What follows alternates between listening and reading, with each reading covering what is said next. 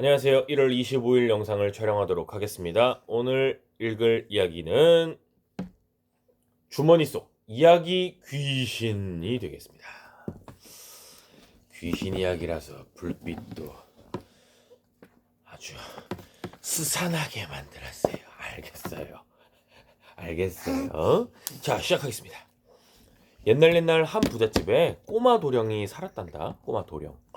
도령은 이야기를 아주 좋아했어. 그래서 틈만 나면 사람들한테 조르곤 했지. 할아버지, 이야기 하나만 해주세요. 네? 그 다음엔 할머니 차례예요. 도령은 한 가지 이상한 버릇을 가지고 있었어. 재미있는 이야기를 들을 때마다 허리에 차고 다니던 주머니에 대고 종알종알 들은 이야기를 다시 하는 거야. 그러고 나서 주머니를 얼른 꽁꽁 묶어버렸지. 야, 이야기 하나 또 벌었다. 하고 좋아하면서 말이야. 하지만 도령은 남의 이야기를 듣기만 하고 들은 이야기를 남한테 해주지 않았단다. 그러니까 한번 주머니 속에 들어간 이야기들은 다시는 바깥으로 나오지 못한 거지. 어느덧 세월이 흘러 도령이 장가를 들게 되었대. 그런데 혼인 전날 밤의 일이야. 마당새가 아궁에 불을 떼고 있었는데 어디서 소곤소곤 거리는 소리가 들려오는 거야. 아무도 없는데 어디에서 나는 소리일까? 마당새는 귀를 쫑긋 세우고 주위를 살폈어. 그랬더니 세상에 벽에 걸려있던 도령의 이야기 주머니 속에서 말소리가 흘러나오는 게 아니겠어? 귀신 소리 아니야? 이거 뭐야? 이것들 봐. 도령이 내일 장가를 간다는데 이대로 있을 수는 없잖아. 우리를 주머니에 가둬서 죽인 분풀이를 해야지. 맞아. 박수 소리가 짝짝짝 터져 나왔어. 내일 신랑이 말을 타고 신부집으로 갈 때 난 먹음직스러운 산딸기가 되어 길에서 기다릴게. 그래서 나를 따먹으면 죽게 할 거야. 다른 이야기 귀신이 말을 받았어. 만약 네가 실패하면 나는 맑은 옹달샘이 되어 기다릴게. 나를 한 모금이라도 마시면 죽을 거야. 또 다른 이야기 귀신이 말했어. 만약 너도 실패하면 이번엔 내 차례야. 신랑이 신부 집에 도착하면 말에서 내려 집단을 밟잖아. 나는 독침이 되어 집단 속에서 기다리다가 신랑의 발을 콕 찔러버릴 거야. 그런데도 도령이 살아난다면? 그땐 우리 모두 실뱀이 되어 비단 이불 속에서 기다리는 거지.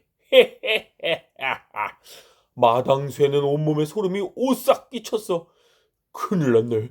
이를 어쩌지? 다음날 아침 마당새는 도령에게 마구떼를 쓰기 시작했어. 도련님, 제가 모시고 가게 해주세요. 마부는 돌쇠가 하기로 하지 않았느냐? 너는 집에서 잔치 준비나 해라. 안 돼요. 제가 꼭 가야만 돼요.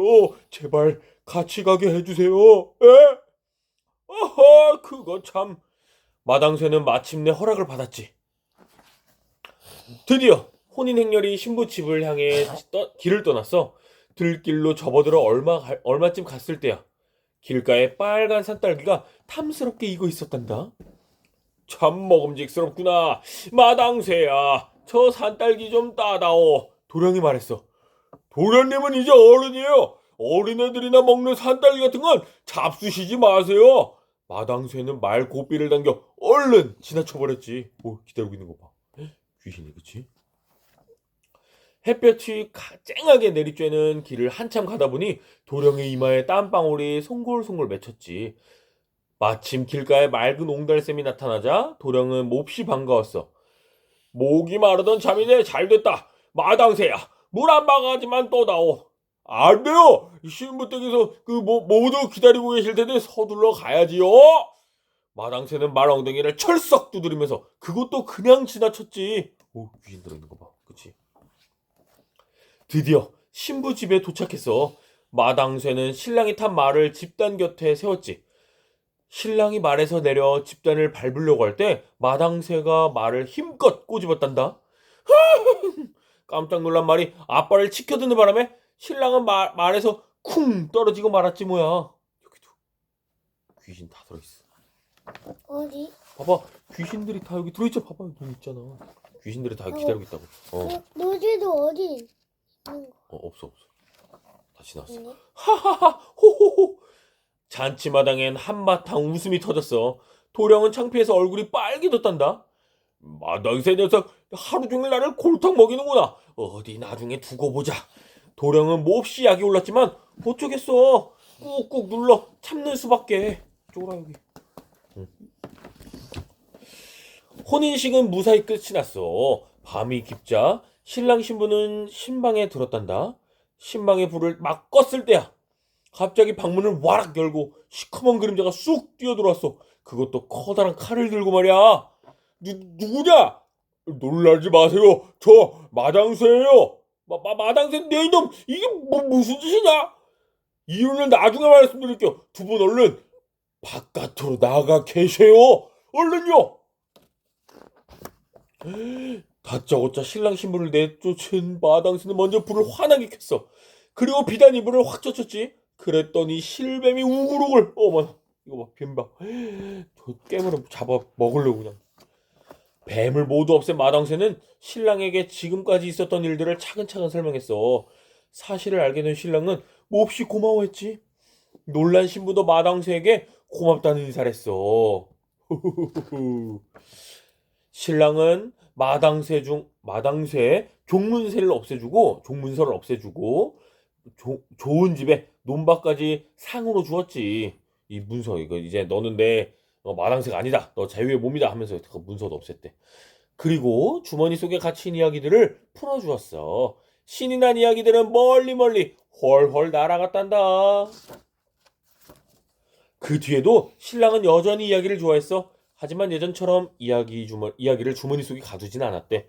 다른 사람들한테 더 재미있게, 더 만나게 꼭꼭 들려주었단다. 이거 장승들도 웃겨하네. 아빠 음. 어디 괴물 있어? 어디? 이건 닭이야 그냥. 진짜 그냥 닭이었어. 응. 어쩌면 귀신일 수도 있어.